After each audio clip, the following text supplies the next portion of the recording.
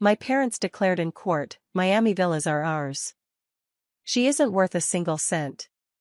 The judge paused, staring at me like I had a secret they didn't want him to know. Stick with me while I share my story, and if it touches you, don't forget to support our channel by hitting that subscribe button, dropping a like, and sharing it with the people you care about. I never imagined the people who raised me could betray me so openly. The courtroom felt suffocating, filled with tension as my parents smirked, confident I had no way to fight back. My heart pounded, but beneath the shock, a spark of determination ignited. I knew I had to act, not with anger, but with strategy. Every glance, every whispered word in that room became a clue. Miami's sun reflected off the windows, but inside, I felt the cold weight of their greed. This wasn't just about villas, it was about respect I had earned and would reclaim. After the courtroom shock, I went home, hoping for a moment of clarity, but instead, I found betrayal waiting in writing. Hidden among old legal papers was a revised will, one I had never been told about. Every word stabbed me. I was erased, completely cut out of the inheritance I thought was mine by right. Even worse, the villas were earmarked for my younger cousin, Jace Alden, a boy I barely knew, someone my parents had always favored. It was as if my years of loyalty, my hard work, and my love for them had never mattered. The realization hit me hard. They didn't see me as family, I was disposable, a shadow in their plans. My chest tightened, but somewhere inside, a quiet resolve began to form. This betrayal wouldn't define me, it would fuel me. I decided to confront them quietly, hoping a private conversation might stir some sense of fairness. Instead, I was met with cold laughter and dismissive sneers. Harold's words cut deeper than I expected. "You've never earned a dime, Lena. This isn't yours." Vivian added a smirk, turning my plea for justice into a spectacle. I felt the walls of the house close in, a suffocating mix of shame and anger. The lawyers watched silently, their pens paused, sensing the tension but unable to intervene. In that moment, I realized I was utterly alone. My parents had stripped me not just of inheritance, but of support, leaving me to face the storm on my own. I locked myself in my apartment, the city lights of Miami twinkling far below, and finally allowed myself to think clearly. Every memory of my parents' sly maneuvers, their whispered deals, and hidden paperwork came flooding back. I began collecting evidence, copies of suspicious transactions, notarized forms that looked forged, and secret accounts they had buried to secure the villas. Each discovery sharpened my resolve. I reached out to Derek Lorne, my childhood friend and a sharp-minded attorney I could trust. He didn't hesitate, immediately offering guidance and support. Sitting there with stacks of files and legal notes, I promised myself that I wouldn't just fight for property, I would reclaim my self-respect and dignity, proving that their underhanded tactics wouldn't define my future. I dove deeper into my parents' financial records, tracing every wire transfer, invoice, and account statement I could get my hands on. Patterns began to emerge, funds moved through shell companies, taxes deliberately understated, money siphoned into hidden investments. Each revelation made my stomach churn with disbelief and fury. I meticulously organized the evidence, knowing that one misstep could ruin everything. Yet, with each discovery, a strange sense of control took hold. Anger surged, yes, but so did clarity and strength. For the first time since their betrayal, I felt empowered, not just as their daughter, but as someone who could turn their own schemes against them and reclaim what was rightfully mine. With Derek's guidance, I took the next step and filed a discreet injunction to place the Miami villas on hold. It was a calculated move, executed without a hint of warning. When the notice reached the courtroom, my parents' confident expressions faltered for the first time. They hadn't anticipated resistance, they assumed I would simply step aside. Watching their surprise unfold gave me a rush I hadn't felt in years. For the first time, I sensed that the tide could turn. That quiet, strategic action wasn't just about property, it was proof that I could fight back, that I could reclaim control piece by piece, and that hope was no longer just a fragile thought, it was real. The day of the hearing arrived, and the courtroom buzzed with tension. I stood steadily as Derek guided me through presenting the documents I had painstakingly gathered, proof of hidden accounts, falsified signatures, and shady transactions. Each piece of evidence landed like a hammer, revealing the true extent of their mismanagement. Across the room, Jace's face drained of color. Confusion and guilt flashed in his eyes as he realized he had been manipulated into their scheme. Finally, I found my voice, clear and unwavering, exposing every betrayal my parents had tried to hide. For the first time, I wasn't pleading, I was asserting, and the courtroom could no longer ignore the truth I carried. The judge leaned back, eyes scanning every page I had submitted, clearly weighing the weight of the evidence. For the first time, I sensed genuine respect in his expression. Harold opened his mouth to protest, but I countered calmly, laying out the facts with precision and clarity. Vivian's smirk faltered as the room fell silent, the air thick with tension. Their usual confidence crumbled under the undeniable proof I presented. In that moment, I saw them falter, not with threats or shouting, but quietly, subdued by the very diligence and determination they had never expected from me. My subtle, calculated revenge had quietly begun. The judge's gavel finally struck, signaling a decision that tilted the balance in my favor. The Miami villas were immediately frozen, pending a full inquiry into my parents' dealings. Relief washed over me, but it was tempered by a steady focus on the next steps. With Derek's advice, I negotiated terms that allowed me partial oversight of the estates, ensuring nothing could be moved or sold without scrutiny. I stayed within legal boundaries, refusing to stoop to the same underhanded tactics my parents had used. Watching their proud, arrogant expressions tighten as they realized they had lost control brought a quiet satisfaction. Justice didn't have to be loud to be absolute. I chose a different path, there was no need to shame them in public. Instead, I quietly established authority over what was rightfully mine, ensuring every decision regarding the villas passed through my careful review. Each move was deliberate, a silent reminder that I wasn't to be underestimated. Jace approached me hesitantly, realizing the precarious position he had been placed in. I offered guidance on navigating my parents' manipulations, earning a cautious respect he had never shown before. In that quiet exchange, I felt a deeper satisfaction than any courtroom victory could give. Revenge didn't have to be loud or vindictive.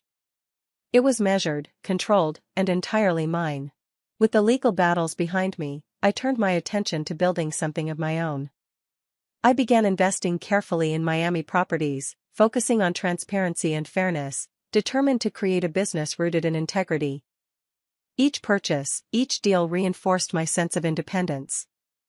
Derek became more than a legal ally, he joined as my business partner, offering guidance, support, and trust one hadn't realized I needed. Together, we navigated the market with precision and ethics. For the first time in years, I felt truly free. Control, pride, and self-respect became my new currency, far more valuable than any inheritance my parents had tried to hoard. Late at night, I often found myself thinking back on the years of deception and the sharp sting of betrayal. The hurt had been profound, but each setback had taught me lessons I wouldn't trade for anything. Pain had shaped my perspective, forcing me to confront not only their flaws but my own strength. I came to understand that true triumph wasn't in vengeance, it was in maintaining dignity, using resilience to rise above manipulation, and trusting my intellect to guide every choice. With each reflection, I grew more self-reliant and confident. The experience had forged a version of me far stronger, wiser, and more independent than I had ever imagined possible. Years later, I observed from a distance as my parents faced the consequences of their reckless decisions. Their ventures stumbled, debts accumulated, and the aura of control they once wielded dissolved. Yet, I felt no need to celebrate their downfall. Satisfaction came quietly, in the knowledge that fairness had simply found its course. Meanwhile, my business continued to grow steadily, guided by principles I valued deeply. Life was calm, purposeful, and mine to shape without compromise. I had reclaimed more than wealth, I had preserved my integrity. Sometimes, the best revenge isn't in hurting them, it's in thriving while they crumble. As the judge read through the letters, reports, and recordings, the quiet in the courtroom grew heavier. Page after page, every piece of evidence showed intention, clarity, and a bond my parents had never bothered to understand. I watched the judge pause, then look directly at Grant and Isolde. That single glance seemed to shake the ground beneath them. Grant reacted first.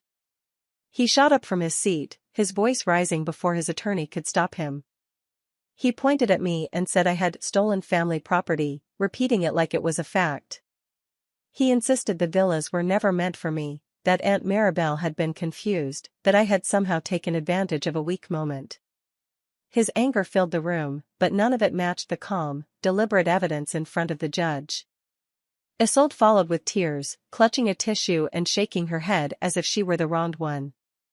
She said she was only trying to protect what belonged to the bloodline. Her voice trembled, but the judge didn't soften. Instead, he asked her direct questions about dates, conversations, and her relationship with Maribel. Each answer she gave contradicted the last. Their story began to crumble. The judge pointed out inconsistencies in their claims, details they couldn't match, timelines that didn't add up, and statements that shifted every time they were pressed for clarity. Their attorney tried to guide them, but the damage was already visible. Every attempt to defend their accusations only exposed how much they had twisted. Grant began pacing, frustrated when the judge asked him why he never visited Maribel in her final months if he believed she needed family guidance. Isolde's tears turned into silence when asked why she never questioned Maribel's decisions until the villas were mentioned. The courtroom felt colder as their narrative collapsed, piece by piece, under the weight of the truth. The judge leaned back in his chair, letting the evidence sit between all of us like a heavy stone. Then he turned his attention to Grant and Isolde, his expression sharper than before. He asked them to explain why they had waited until now to challenge the will, why they never raised concerns while Maribel was alive, and why their statements shifted each time a new fact was presented. They struggled to answer, offering vague excuses that didn't hold together. Then the judge brought up something none of us had expected to hear that day. As part of their petition, my parents' financial records had been reviewed. The judge opened a separate folder, glanced over the pages, and asked them if they wanted to explain the pattern of debt and large transfers that appeared over the last 2 years. Grant stiffened. Isolde froze completely. The judge read aloud: overdue loans, maxed out credit lines, missed payments, and transactions that didn't match their reported income. It painted a clear picture, one they had hoped would never reach the courtroom. Their finances were sinking fast, and they were desperate for something valuable enough to cover the damage. He asked them directly if their challenge was truly about family unity, or if the villas represented a way out of the financial mess they had created. The silence from their table was telling. Their attorney tried to intervene, but the judge continued, pointing out the timing of their claim, right after learning about the properties. Grant's face flushed with frustration, and Isolde lowered her eyes to the floor.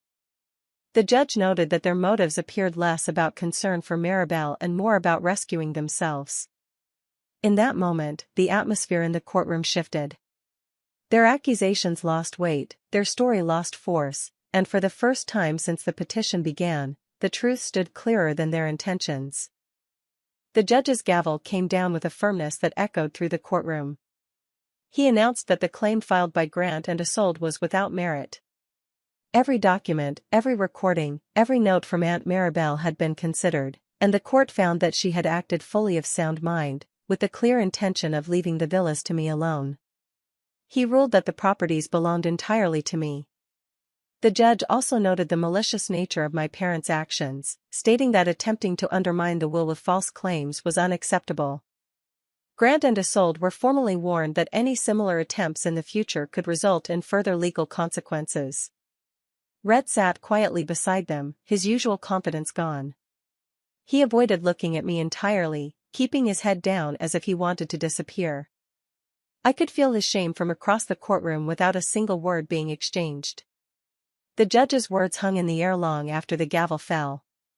I felt a weight lift off my shoulders, but it wasn't celebration that filled me, it was relief. Relief that the truth had been recognized, relief that my aunt's wishes had been honored, and relief that I no longer had to fear my own parents' schemes. Grant's face flushed with anger and embarrassment, while Isolde tried to maintain a composed look, failing miserably. They had come in expecting victory, but instead faced the consequences of their deception. I left the courtroom with the ownership documents in my hands, feeling a mix of vindication and quiet satisfaction. The villas were finally mine, just as Aunt Maribel intended, and the people who had tried to take them from me had been exposed for who they truly were. Once the ruling was final, I made a decision.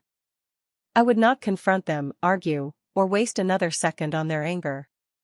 Instead, I took steps quietly but decisively. I changed the locks, installed advanced security systems, and ensured that no one, not even my parents, could enter without my permission. Every action was deliberate, every measure calculated to protect what was rightfully mine. Then I focused on the villas themselves. They needed care, attention, and respect, just as Aunt Maribel had intended. I oversaw renovations personally, choosing designs and touches that reflected her taste and spirit. Every room, every corner, became a tribute to her memory, a living reminder of the person who had truly believed in me. I never announced my plans to anyone. I didn't post updates or invite attention. I simply worked, moving through each day with calm determination. Each time I walked through the halls, I felt a quiet satisfaction, knowing that the effort I poured in wasn't just restoring property, it was restoring a piece of my life that had been overshadowed by betrayal. The best part of it all was the silence. I didn't need to yell, to confront, or to humiliate. The consequences of their actions unfolded naturally. Grant and Isolde, once so confident and controlling, had no access, no leverage, and no influence. I let the walls, the locks, and the carefully restored villas speak for themselves. Every detail of the renovation, every security measure, became a subtle, lasting statement. I had taken control without anger, without drama. In the stillness, I found satisfaction far greater than any confrontation could have offered. This was my version of justice, silent, deliberate, and complete. Months passed, and the cracks in my parents' life grew impossible to ignore. Their debts, which they had tried to hide behind confidence and charm, began to demand attention. Calls from banks and creditors became constant, and the luxurious lifestyle they had clung to started slipping through their fingers. Rhett, seeing the pressure mount, reluctantly moved back home to assist them. He tried to manage the bills, negotiate with creditors, and keep appearances for the neighbors. But nothing seemed to work. The grand dinners, expensive vacations, and carefully maintained image all faded. Friends and acquaintances noticed the shift. Invitations stopped, casual conversations turned awkward, and whispers began spreading through the community. The same people who had once admired Grant and Isolde now looked at them differently. Their courtroom attempt to claim my inheritance, once hidden from view, had leaked into local circles. People began to quietly discuss what had happened, connecting the dots between their financial desperation and the audacity of their claims. Day by day, the humiliation settled in like a shadow. Grant and Isolde no longer had the control they had taken for granted, and even Rhett, who had grown accustomed to being in the spotlight, could not shield them from the consequences. Their social circle thinned, their influence dwindled, and their reputation suffered quietly but irreversibly. Through it all, I remained distant. I watched from afar as the consequences unfolded naturally. The people who had tried to undermine me, who had acted as though family loyalty justified greed, were left to face the results of their choices. Their downfall wasn't loud or vengeful, it was steady, undeniable, and entirely of their own making. For the first time, I felt a sense of closure knowing that truth and consequence had aligned, without me needing to lift a finger. I stood on the balcony of the main villa, the warm breeze brushing against my face, and felt something I hadn't experienced in years: peace. The city below shimmered, but my focus wasn't on the view. It was on the journey that had brought me here, the quiet victories that had no applause, and the lessons I had learned along the way. Looking at the spaces my aunt had once walked, now restored and cared for, I understood that the real triumph wasn't in the villas themselves. It was in holding my ground, in refusing to let greed and betrayal define me. Every decision I had made, every moment I had chosen integrity over conflict, had shaped something far more valuable than property. I thought about my parents, about Rhett, and about all the manipulations they had attempted. None of it mattered anymore. Their choices had revealed their true nature, and I had survived it with dignity intact. I didn't need revenge through confrontation or anger, the calm and deliberate actions I had taken spoke louder than any words could. Most importantly, I thought of Aunt Maribel. Her trust in me had never wavered, even when no one else believed in my worth. Caring for the villas in her honor felt like keeping a promise, a way to show that her faith in me had not been misplaced. In that moment, I smiled quietly. The villas stood as a symbol, not of inheritance, but of respect, self-worth, and the power of choosing my own path. For the first time, I felt complete, not because I had won against others, but because I had remained true to myself and the one person who had always truly believed in me.